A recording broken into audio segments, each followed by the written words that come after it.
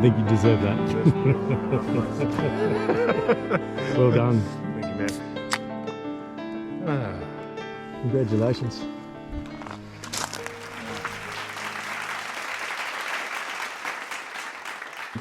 I was going to start out sort of giving the story of how I ended up to be cruising in dinghies, and then I'll sort of go into sort of the ins and outs of dinghy cruising, at least the way I do it, because there's a lot of variation out there.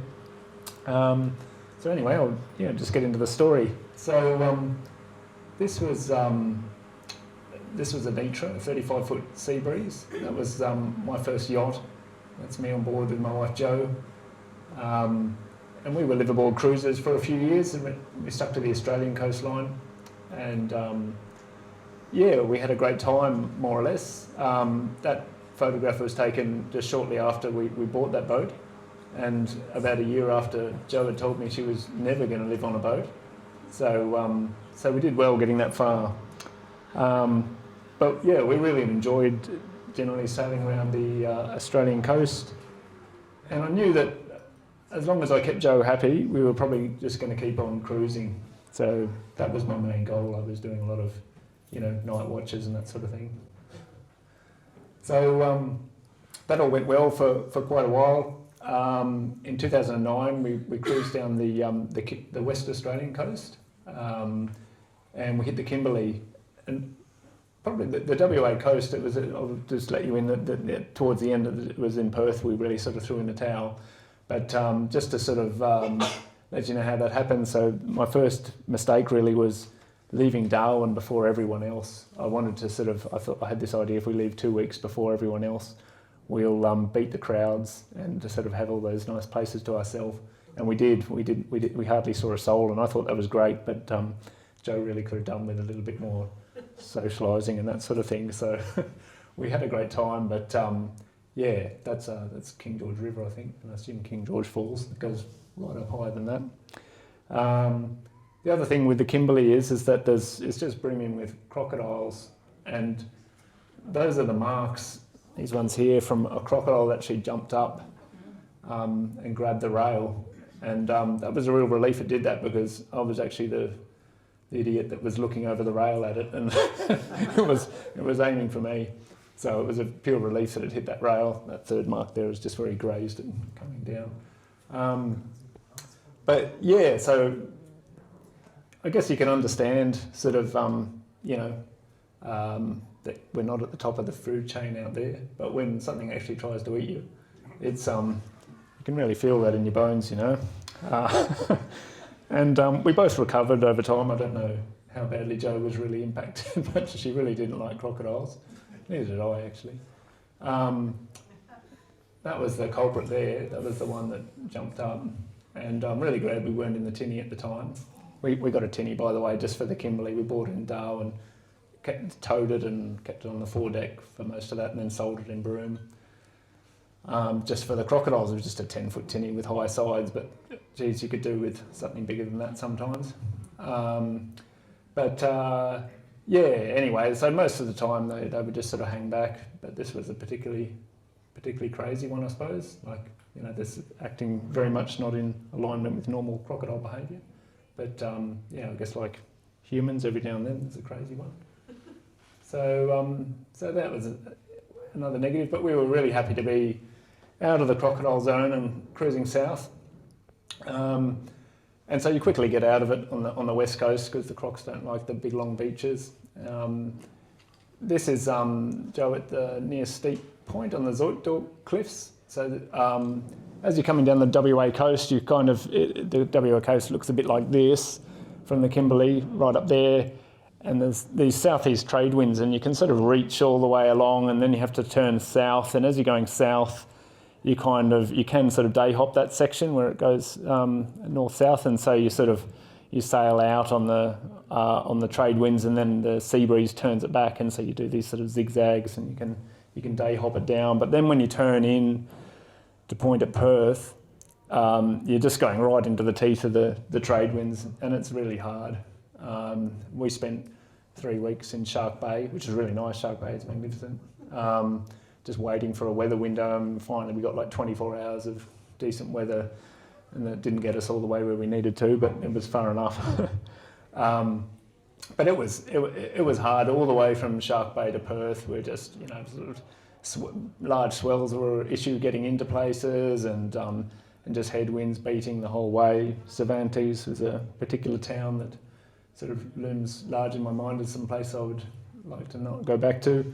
That was we swamped the dinghy coming back with a load of groceries at one stage there, and yeah, anyway, I could go on about Cervantes, but it was, it was just not a nice place to anchor. So anyway, Jo, over the years, Jo would always just sort of say, you know, when things were tough, she would just sort of demand that, you know, just sort of warn me that she was going to get a puppy. And, you know, it sort of just became this running joke. And then finally, when we got to Perth, within a week, like this was probably 5 days after we got there, she bought a puppy. So that was kind of it. I know people cruise with dogs sometimes, but yeah, I don't think it's super practical, especially when you've, you know, getting into national parks and that sort of thing. So we knew it was over then, and we moved into a little townhouse near Perth. This was the boat in Mandurah Marina, because it's really hard to find a place in Perth to keep your boat. And I sailed on from there. We worked for about a year, and so I sailed on, and I sailed solo around from Perth to Tassie. And yeah, it was really nice. I really enjoyed the sail through the Great Australian Bight. There was only one other cruising yacht I met in that whole time between Perth and Kangaroo Island, and that was Kevin Lane on his catamaran Tearaway. Kevin wrote some of the cruising guides from the early days for West Australian coast. And we had a great time, and yeah, I enjoyed that sort of southern half of Australia much more than I thought I would. And then we lived in Launceston. I had a yacht on Gravelly Beach on the Tamar for a couple of years. We were both working hard in our jobs, and we just didn't really get much opportunity to leave the Tamar. We planned a couple of trips, and then the weather just didn't line up. And so eventually we just decided to sell her. And this was down in Schooner Cove in Port Davey, just on the trip down to sell it to a guy who bought it in Hobart. I think the yacht's off, well, last time I heard it was off in the Pacific somewhere. This little tender here, I built this specifically for the boat. It's a John Welsford design. John Welsford is a New Zealand designer of small boats. And this was after never being happy with the tender. I eventually just went and built our own to get the biggest tender we could get that fitted between the Dodger and the mast, and that was it. And it was really good the way this was set up. I could pretty much sort of launch and retrieve that in about a minute or so. Really helps having that winch on the mast there, and this little system here of having the come down to the transom at 2 points, because it would come up stable. Straight out of the water, and then I'd flip it, and then I'd just swing it in and then drop it down, and then so it's reasonably stable upside down as well, sitting like that. So anyway, that was just a little aside. And so I got onto what I really wanted to do, which was get a boat that we could trailer around the state and sort of cruise wherever we wanted, whenever the weather was going the right way, and we could visit places all around the state without needing to actually cruise there. So I started work building another John Welsford design. This one's called a Houdini. I'd actually had the plans for several years. I'd really liked the boat when I sort of just came across it by chance in a book. And I really liked the idea. It just looked like a nice seaworthy design for a small boat. And so I already had sort of dreams before this that I would go dinghy cruising, but now was the sort of practical time to do it. And so, yeah, this is DINGHY SPART here. At the beginning, that's my boat. It's called DINGHY SPART. I eventually called it. As far as timber goes, there's a bit of laminated celery top pine in the stem, King Billy pine here in the stringers, lots of plywood, and Tassie oak. That's mostly the wood that goes into it. And I moved house halfway through the build, so I went somewhere else. But so that's a nice best view of the boat upside down. Most of John Welsford's designs, maybe all of them, always have this flat bit in the middle here, and some nice sort of seaworthy properties sort of based off that. He was telling me just recently when he was down for the Wooden Boat Festival how he years ago when he was working in the UK, he just noticed that there was this particular fishing boat off the south end of England, and it was just not rocking around as much as the other boats. And so he went and sort of studied the designs and sort of tried to work out what that was. And this was the first boat that he designed that came out of his learnings from that, those observations. And it certainly is fairly sea-kindly sort of motion. It's fairly steady. There's a few other boats, a few other dinghies out there. And when it's rough and choppy, you'll sort of see, you just look at the mast and you can see the Houdini's mast is a little bit steadier than some of the others that might be zigzagging around in the air. And there's the finished boat. This was much, much later, but it was the nicest photo I've got of it with the sail up. So yeah, it's a lug rig sail, which keeps it very simple. So just one sail. I'm actually just been talking to the sailmaker just this morning about sort of changing things up a bit, because it's got quite a bit of weather helm that I'd like to sort of overcome, and a few other little tweaks. Right. This is the poster I made up because I had it displayed at the Australian Wooden Boat Festival in Hobart just the other weekend.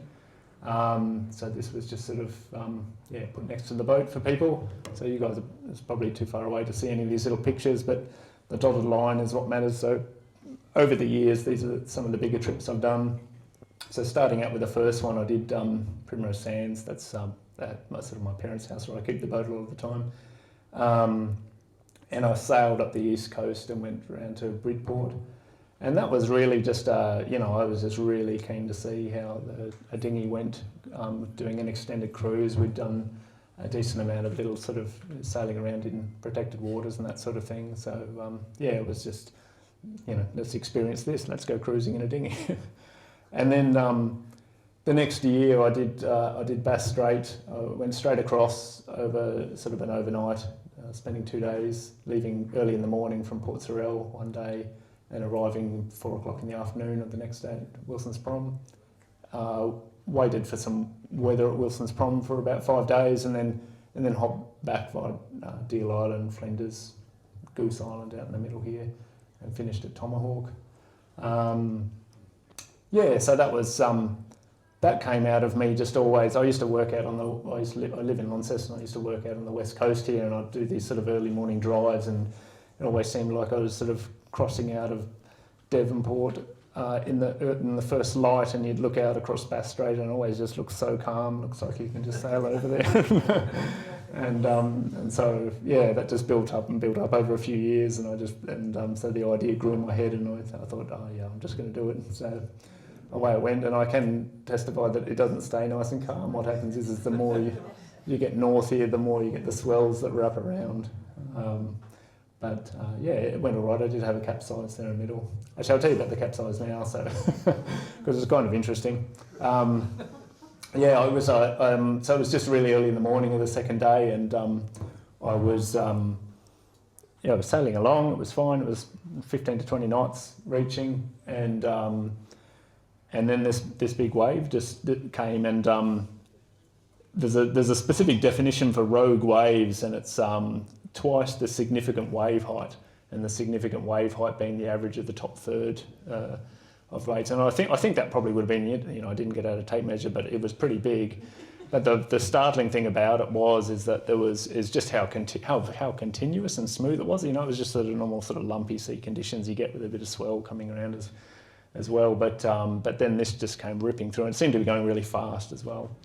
And then the other thing was there was actually two of them, which sort of throws the whole sort of rogue wave definition out, because that sounds like it was just a big set, but it was big anyway. I actually got over the first one okay, and then the next one was just bigger again by a little bit, and really steep, like it was on the point of breaking.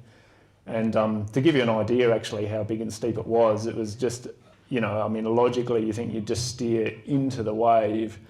But in that moment there, I just thought, if I steer into that, I'm going to risk getting tumbled end over end. And so I thought that's got the potential to do more damage to the boat than just being tumbled sideways. So I just stayed side on, and then, sure enough, got up to the steep part of the wave and just sort of dropped. It got sideways and then just basically didn't recover as the wave passed over. It just dropped down straight vertically into the water. And my tube of sunscreen was loose, and that sort of flew out of the boat. And I just dove after that because I realised in that second that I didn't have 2 tubes of sunscreen. So I quickly caught that and swam around. Anyway, I got the boat righted without any trouble. There was a little bit of a challenge there for a while because the boat would wallow around in the seas and be dipping the gunnels in. I do have some flotation in the under the gunnels, which is meant to sort of stabilise that, but just with the seas as they were, it would just sort of dip under and sort of cancel out my bailing efforts. So I did. It was a very short time there. I just thought, oh no, this isn't good.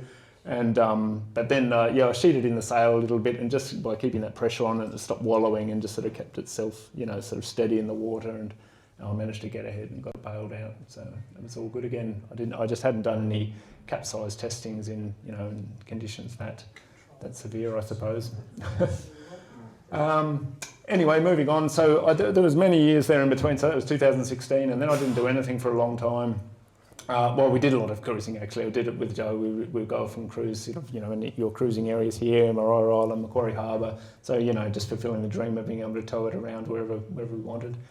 And then a couple of years ago, 2 or 3 years ago, just a sea kayaking friend said he wanted to sea kayak around Tasmania, and he wanted to just take 2 weeks off work each year and go and do it whichever section, doesn't matter about the order, and we'll go and eventually in so many years we will have gone around Tasmania. And I thought that sounds great, I'll sign up for that, that's my kind of thing.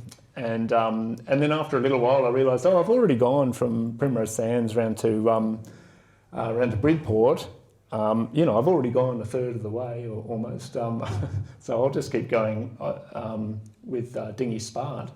And I thinking about that now, just as I was saying that out loud, I mean, that's ridiculous. This is just so easy, That's just not really even thinking about what I had ahead of myself. So anyway, but I'd cooked up that idea, and so off I went so quickly. I just became fairly sort of taken by the idea straight off. So I sailed the north part of Tasmania there through to Burnie, just in day trips, and then I took off on a big trip going from Burnie around to Macquarie Harbour. That was 2023, I think, later half of 2023. Then last year, Macquarie Harbour round to Primrose Sands to finish that. And then I kind of decided, well, even though we've dug the canal through, I don't think you can really say Tasman Peninsula is an island. So I do, going around mainland Tasmania, I have to do that as well. So then just November last year, Matt, who's here filming, and myself, we sailed around Tasman Peninsula over 3 or 4 days, and that was just a really nice trip. Great to have some company for once, if anything. All right, so this is what it looks like before I've packed everything away. So starting at the back, there's a little electric motor off the back. That's a Minn Kota, 50 pounds of thrust or something. It's been so long ago now since I got it. And it's kind of my own invention there, where I've it pivots into the sort of pivots down, so it sits nice and sort of low profile. I do find sort of outboards sitting up high sort of don't go anywhere towards beautifying the boat, so I like to keep it sort of nice and low down, keeps the weight down as well. It's nice and waterproof, and I just let that little cord off the cleat and drop it into the water. I've had a lot of people saying that it's a really great, but I haven't seen anyone copy it, so it's probably a good thing I didn't rush to the patent office after I did that.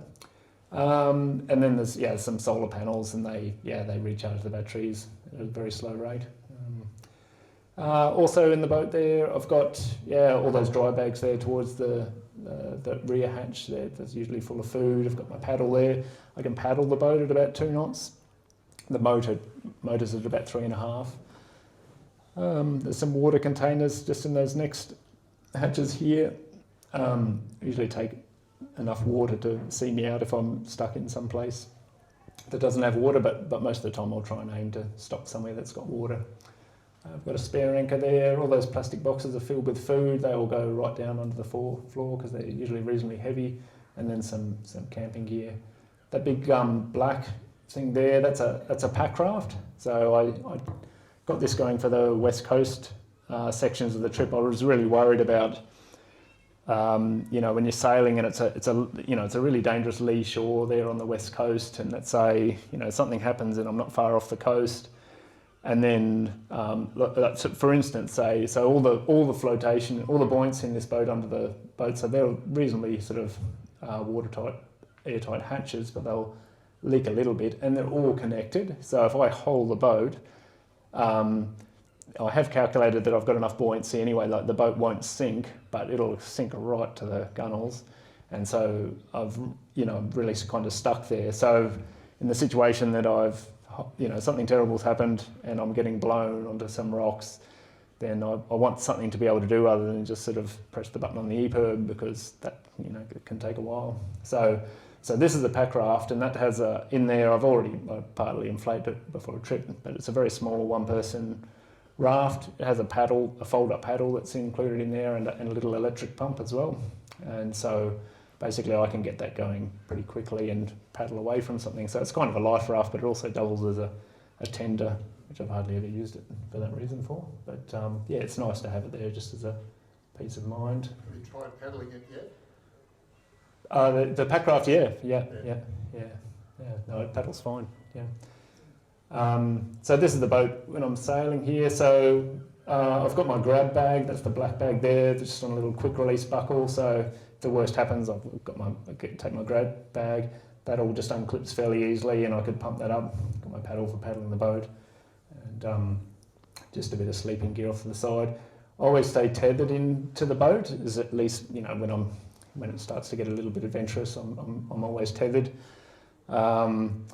That's just, you know, like just if I fell off overboard, you know, and it was blowing strong enough, it's quite sort of plausible that the boat would actually blow out of reach of where I could grab it. I once was spearfishing off a tender for a yacht, and something happened. Maybe it was a dodgy knot I tied, I can't remember, but the tender actually got loose from the anchor, and I realised, and I was probably 40 or 50 metres away, and I had fins on, and it was so hard to catch that tender. I was going for like probably 20 minutes. It was just blowing away in the wind. So yeah, that's a key safety thing, I think, with dinghies in particular, probably yachts as well, I suppose. You're a single-handed sailor and you fall overboard. Well, yeah, I mean, it can get away from you pretty quickly in not too much of a wind. So here's what a bit of sailing looks like. This was actually in the this is on the west coast, just rounding Point Hibbs, and you can see a few sails here. These are all yachts that were at Macquarie Harbour, just taking the window of wind to head down to Port Davey. So when I got to where I was going on the west coast, actually there was a helicopter the next day that was circling the whole area, and I thought, oh, I'm sure one of these guys has just saw me disappear somehow and has notified authorities. Anyway, I made a few calls and checked, and that wasn't the case, luckily. There was just some national parks people on a junket. I was told that by some fishermen, so I assume it's true. Here's a video. This one's from Matt's boat in our Tasman Peninsula trip. And you see in this one, so this is we've just come through the whole between the Cape Pillar and Tasman Island, and we're just copping all these wind bullets coming off the cliffs there.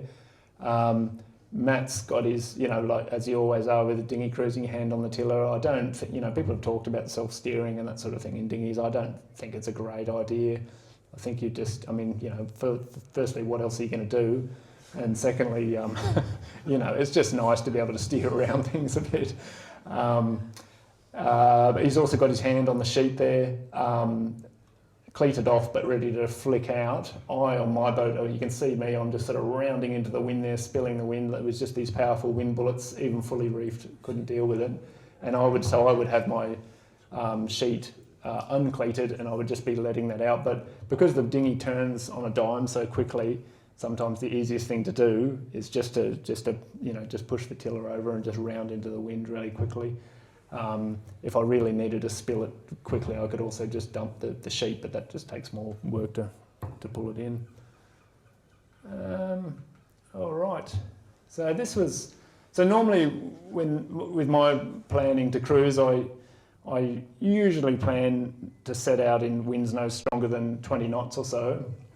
And this is one of the times where I didn't, because I was at Cape Portland and they were just forecasting strong winds for a week, and Cape Portland is just this desolate place that I just didn't want to spend a week at. And the wind was forecast to come from south east, and so fairly clean, just straight across from Ringarooma Bay.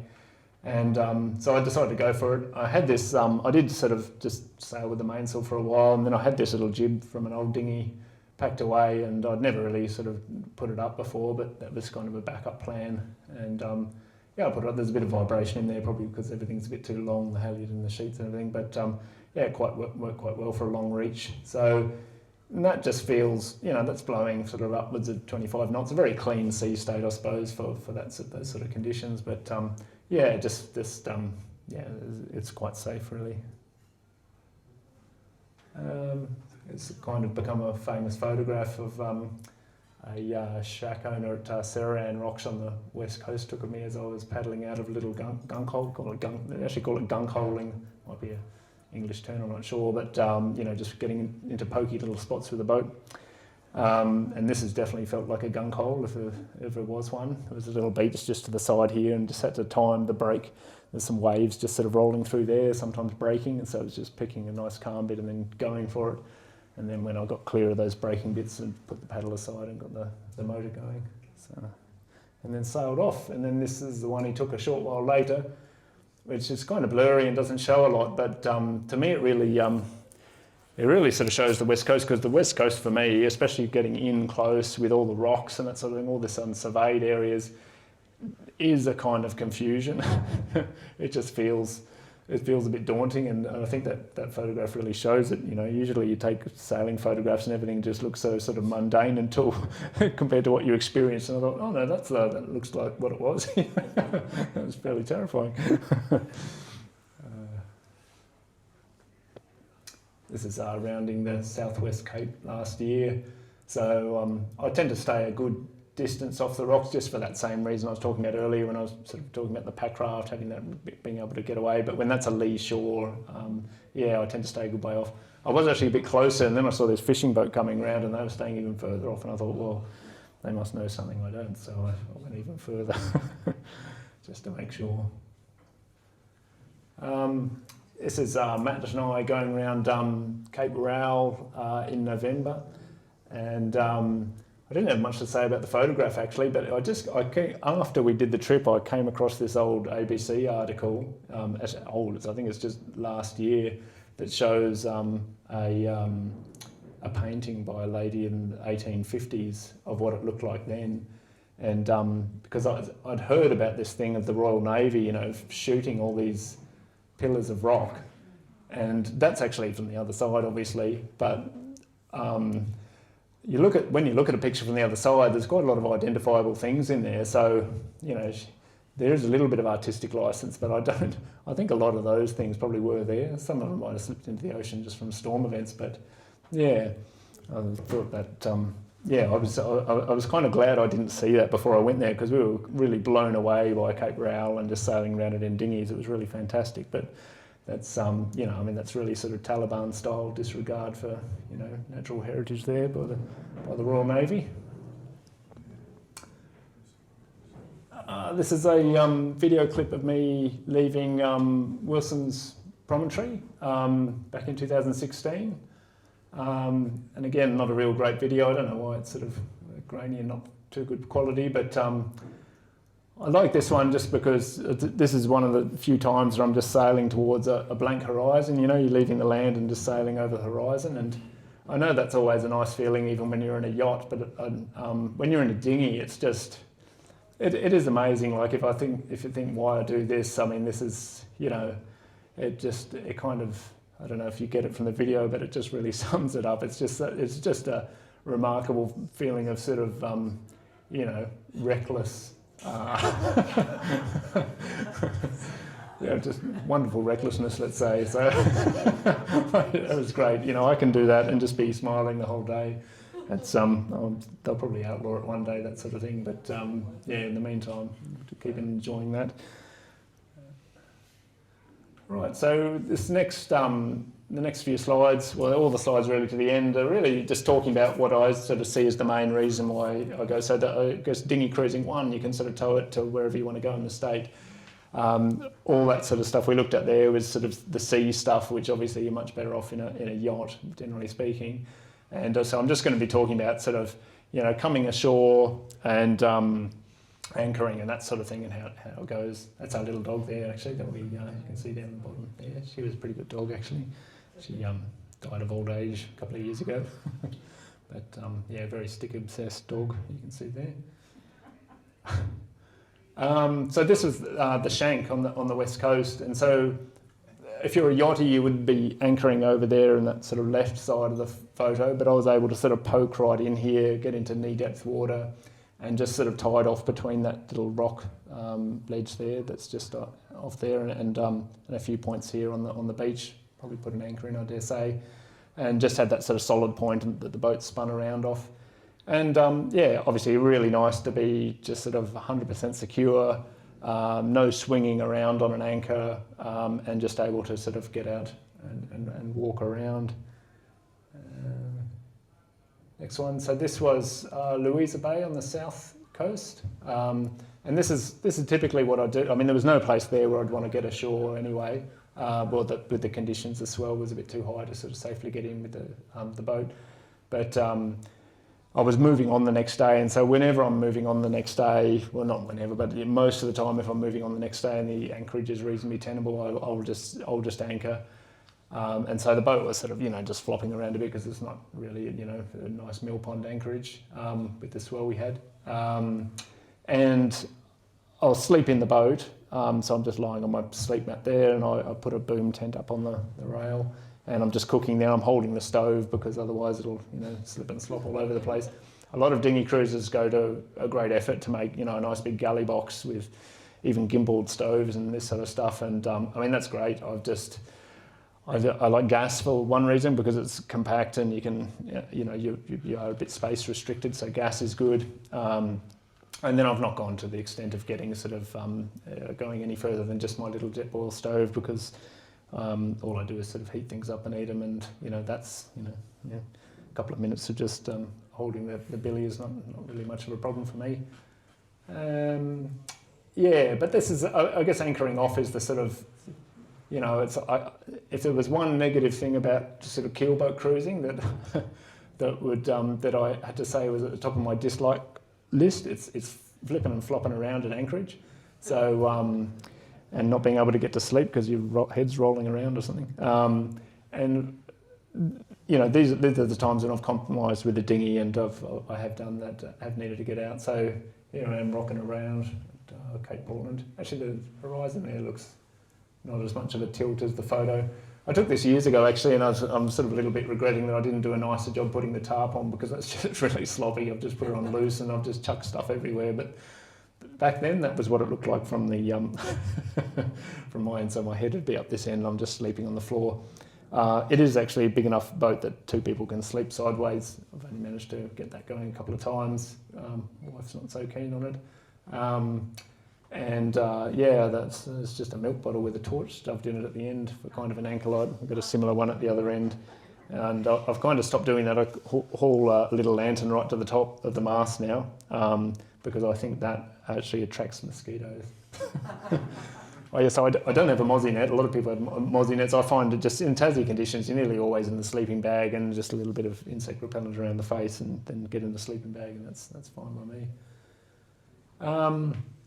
So West Coast again, Mulcahy's Gulch, and so this is one of the few times I used the pack raft as a tender to get in at. I've anchored the boat off there, but I was there for a couple of days, so I just sort of spent a bit of time on the shore. It was great fishing there, so I just spent the time just cooking up the fish on the shore and that sort of thing.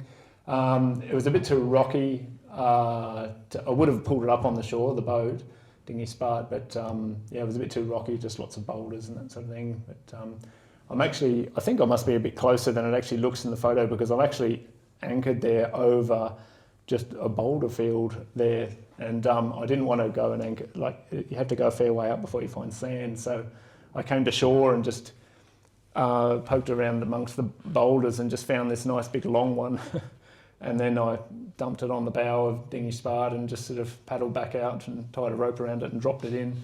And the water was clear enough. I thought, oh yeah, that looks good enough. And yeah, sure enough, it was for a couple of days. It held me, so it was good. And dropped it back in the water and off we went. This is another one. This is the Mainwaring River on the west coast. Me looking pleased at punch at what I've done. So I was able to I got it close enough to that rocky bank there that I could get it on off the rocks. It went up and down a little bit with the tide, and that was fine. You get these sort of tidal, these strong flows of water. They call it a seiche, come through every 5 or 10 minutes when it's high tide and big swells, it seemed to be, and that just handled it fine. It just kept it into it. So that was a really nice place to spend some time. Not so much these occasions, you get sort of stuck on a windswept beach at some time waiting for the weather to clear.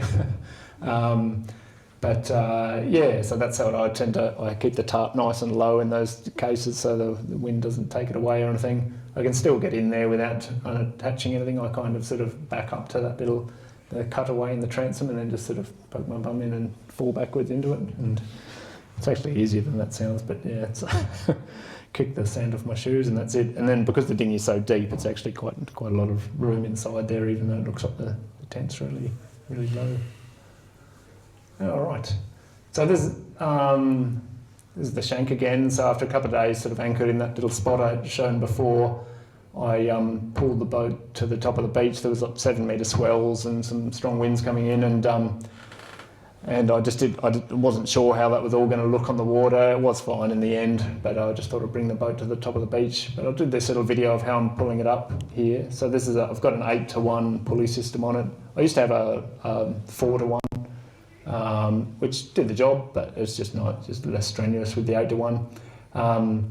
So I very rarely use the rollers. I do have some boat rollers, and use them every now and then, but most of the time I just use this as a go-to thing. I've actually lined up a few bits of kelp and driftwood because it slides over those better than the sand. But I find when I've used the rollers, maybe I'm not doing it the best way, but you sort of one rolls out the back and then you got to bring it around to the front, and there's this whole walking around thing going on. So I just find just yanking up the beach works fairly well. There's a photo here, so me doing the same thing at down in Bathurst Harbour. We pulled the boat just right up high and went bushwalking for a few days. So another little bonus there on keelboat cruising. I suppose you can sort of leave it for a few days, and rather than worrying about what it's doing at anchor, it was nice and high and dry, well above the high tide mark. And this is another place where you can't really use the rollers. Obviously, they'll probably get a hole in them there. So, but that'll slide over the sticks nice and easy. This is west coast of Flinders Island. So just put this one in just to illustrate sort of the idea of getting back in the water, because it's obviously really hard to pull it up the beach. And getting it down the beach, if it's a nice steep beach, it's you can actually pull it just without any kind of mechanical advantage, just yank it down the beach. I'll often just sort of aim so that I've got some rocks just off the edge if they're there. I'll just sort of anchor off those and pull it down. I'd say that's probably what I did in this case, probably tied onto that rock somewhere and pulled it back down to the water with some pulleys. The other thing I've done that works, if it's not too flat a beach, is I'll put the anchor in the sand out in the water and find a rock to dump on it as well, ideally, and then just use that and use like a 2-to-1 or something. That works fairly well. I can't pull that out of the sand. That's Balmoral Beach down there in Bathurst Harbour area. So that was a nice pebbly beach actually. I found that the little pebbles, particularly at the water level line there, just were really good for sliding the boat. So even though it wasn't a terribly steep beach, it just slid down, I should say, really easily.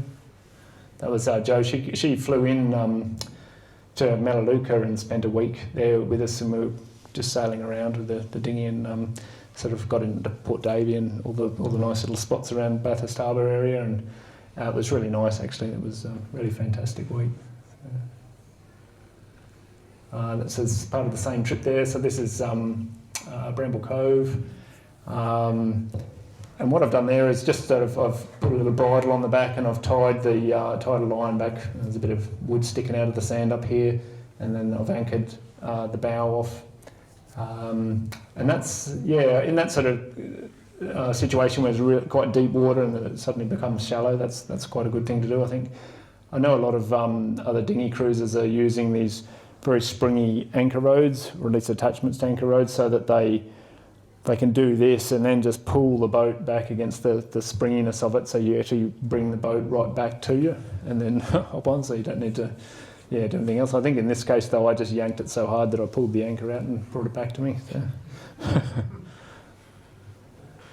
And this one here, so this is, Matt joined me for the last day of that trip. It was a 6-week trip from Macquarie Harbour around to Primrose Sands. I had so many times where I had to sit out weather, and then there was Joe visiting as well, so it all took a long time. But Matt joined me for the last day, and we just pulled up here at, this is Lime Bay, just sort of a couple of hundred metres left when you're looking at the beach from where the vehicles can access. And this one was really nice because this is kind of the dream, and this has happened a few times, but not enough really, where you arrive on the high tide and then you camp, you get out and just have a nice camp on shore, and then the tide goes out and then it comes up in the morning and you just get back on the boat and go again. You can be camping on the boat, and that's just really nice. You don't have to worry, no heave-ho or anything like that, so it's almost worth planning for that. And yeah, I think that was it for the slideshow. So so what's next, I suppose, what I'm really done with is getting stuck in places and waiting for weather. So especially when I'm sailing alone, like there's not really a huge sort of group of people that you can draw on to go with on these things. So never really managed to be successful encouraging anyone to do, apart from Matt with our Tasman Peninsula trip. But like I was stuck for well over a week in a couple of spots, and so I don't feel like doing that again. So I think I'll target trips where you're just going on the one forecast. I'd really like to get back to the south coast again, because I kind of rushed across there in 2 days, and I think I'd really like to get out there in moderate conditions and really poke around a bit more. And so I'll just do that on the one forecast rather than just heading out and saying, it's too windy now, so I'll just sort of sit out for and then you end up stuck there for a week or 10 days or something. That, and also maybe I've always had this distant idea of getting up to Queensland and doing a run with the trade winds there. I figure that they've got enough favourable wind, particularly from sort of Brisbane northwards, where you just get out and do a run all the way up to the Whitsundays, taking in a lot of the islands, that sort of thing. So that's a nice idea, but I've kind of, now that I've completed that thing of sailing around the Tasmanian coastline, there's nothing huge on the immediate horizon, but just enjoying myself more with this kind of poking around. What communication do you have? A sat phone or?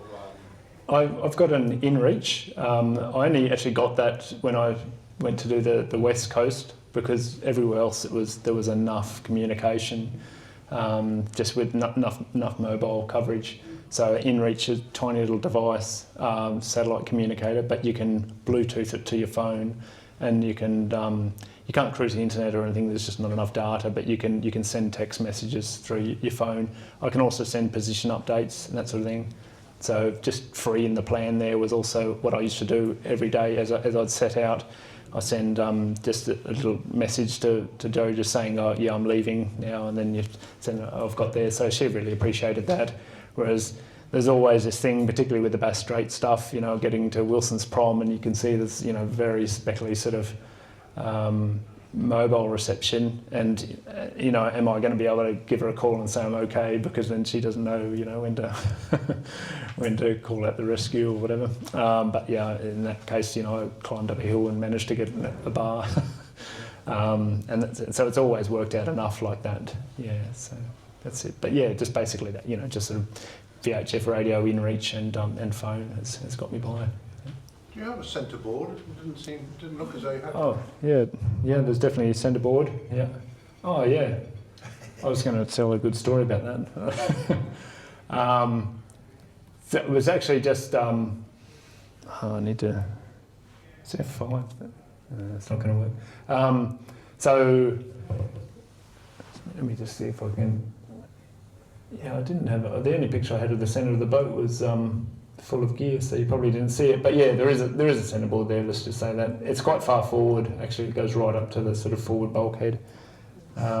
I was going to say, it's just an interesting story. Just that morning I left Wilson's Prom. I'd made a pre-dawn start because it's about 55 miles or something, and just started sailing off. And the centreboard was just jammed up with sand from being on a beach for 5 days, and you know the waves are coming up and just sending sand in, and eventually it all just chokes up. And this has happened a few times before, and so after I just keep thumping it for a while, and eventually it loosens up enough sand that the centreboard just drops down and away you go. And so I'm sailing out of the bay, and then there's, you know, the cliffs are just big next to you, and I'm just there thumping away in the dark, and it's just not dropping out. And then luckily there's just one final chance before you take off. There's another little bay, and so I just pulled into that, and just in the first rays of light, I sort of stripped off and went and dived under the boat with a hacksaw blade and just sort of scraped it along the sides of the board until it did that it took a few minutes, but eventually it came out and just dropped in. I got back in the boat and got my gear back on and off I went. So yeah, that was probably the most exciting swim I had in all my trips. Yeah. How heavy is DINGHY? Yeah, I've never actually weighed it. I know in the designs that John Welsford has for it, it's 75 kilos, but I'm guessing that would be minus all the rigging, probably minus the centreboard as well, which probably weighs 15 kilos. It's got some lead in it. I would say that the boats, with the centreboard and, let's say just with the centreboard and without the rudder and the mast and sail and everything, I reckon it would be around 120, 130 kilos. Yeah. It can definitely be lifted by two people like that. So, but it's a struggle. Yeah. All right. Very good. Okay. Thank you, Dan.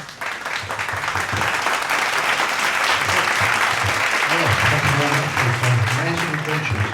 You have to swim with me, some really interesting things to do, but I don't think it's something for me. I'll claim my height problem. I'm a bit tall for a dinghy. But thank you very much indeed, and you certainly had some exciting adventures, and I'm not quite sure what you're going to do after that, because I think anything you do is going to be an anticlimax, isn't it? Yeah, that'll be okay, I think. So we have a small plaque here to say thank you for coming. Right.